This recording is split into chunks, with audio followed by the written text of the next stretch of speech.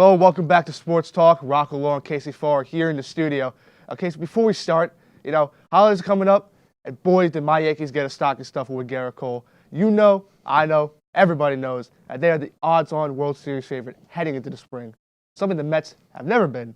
But we'll get to me and Casey's long, bitter Yankees-Mets rivalry a little bit later with a little surprise. Yeah, Rocco. Yankees got Garrett Cole. What else is new? He's overpaid. But you know who isn't overpaid? Rick Porcello and Michael Wacha. Can't beat that, Rocco. And speaking of things that can't be beaten, the Mepham boys varsity basketball team are on a roll, thanks in a large part to experience and senior leadership. This week's The View, Rocco sat down with senior varsity shooting guard Jack Fontanetta. A three-year varsity member of the Pirates varsity basketball team and was recently named to the 2019 Coaches vs. Cancer All-Tournament team.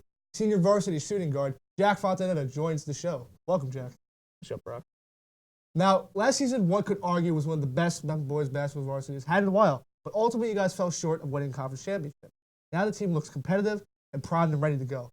What has changed from last season to this season? I think our mindset, we really just put in our heads to play as hard as we can and not expect a certain outcome. We obviously want to win, but we just have to keep playing hard and everything will fall where it has to fall. And in basketball, the final minutes of the game are crucial. Last year, you guys collapsed in some games where you had sizable leads and could have been the difference maker winning conference championship. What does it take both mentally and physically to overcome such barriers? Well, physically, like with any sport in the fourth quarter, you're obviously going to get tired, and you just have to learn how to push past your second wind and just keep going. And mentally, we just have to stop thinking so much during the game and just play. We obviously, as a team, we know how to play the game, and if we can just play hard, and I think we'll be okay. Our team is preparing for its first big test this season against Long Beach. What is the team's mindset as you guys head into your first league game? Like I keep saying, just play hard, and everything is going to work out the way it's going to work out. Doesn't matter if we're playing a league game or if we're playing against some team that we've never played before. We're going to play hard no matter what. That's what we have to just keep in mind. And do you think there's a bigger chemistry around this team than last year? I think so. I think we're playing better with each other just because of time, like experience. Like we've been playing with each other for longer, so it just naturally helped us. Now, getting away from school, just one last question here. If you had to pick two pro basketball players, one past and one present, that you have modeled your game after, who would it be?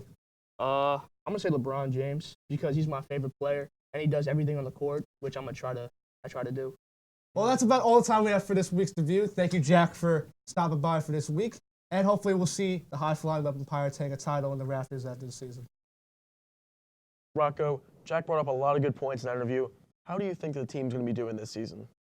Well, Casey, I think that, you definitely brought up a lot of good points. And, this team definitely has a lot of promise. They're a very fun team to watch. They're, high-flying. They get to the basket. They can get to the rim a lot. Outside shooting is phenomenal.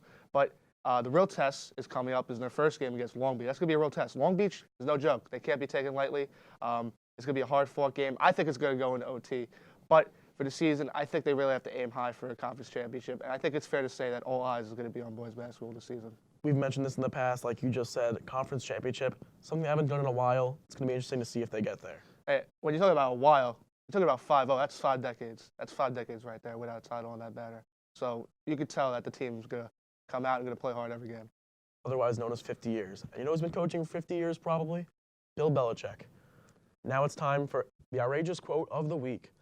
New England Patriots head coach Bill Belichick is no doubt one of the best and most interesting figures in all of the NFL, cementing what we know of his mentality and coaching persona. Belichick commented last week on his opinion of players using social media. He said, "I hate social media. We get rid of it whenever we can. Get rid of it on the phone, have a conversation. There's no cell phones out on the field. Who cares if you get 2,000 likes from people you don't even know? It's the 53 guys in the locker room that matter." So, Rocco, we all know that social media has an impact on today's game. How do you feel about his comments? Well, Casey, I actually thought this was, this is what you expect Bill Belichick to say. He's a very down-to-earth, straight guy. He's been coaching the NFL for a long time. He's had multiple Super Bowl winning teams. And those players, even new players, every time they come for a new season, new players, old players, doesn't matter whoever, they respect that guy. And you have to respect what he says because he always has a unified locker room.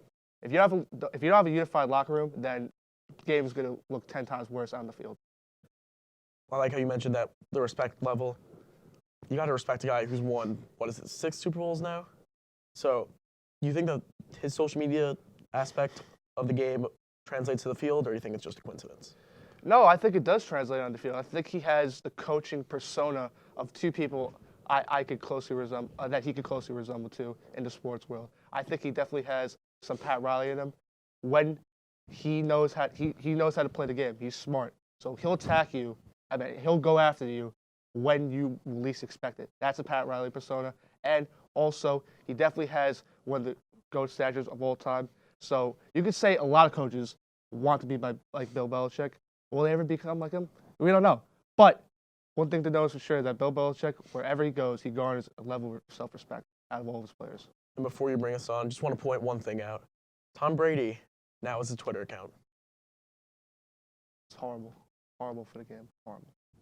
Well, Casey, before we end the show, in honor of the holidays being right around the corner, I thought it was only fitting to get you this because you have survived the first half of the season 3 of the show, but also because I like making fun of the New York Metropolitans. Of course. So why don't I get it out and show you?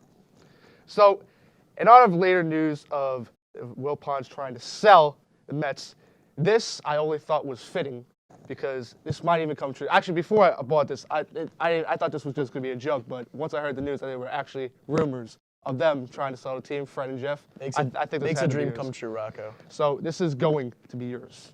Thank you, Rocco. I appreciate it. In fact, I actually got you something as well. So, you know Big Papi. You love Big Papi. Debatable, debatable.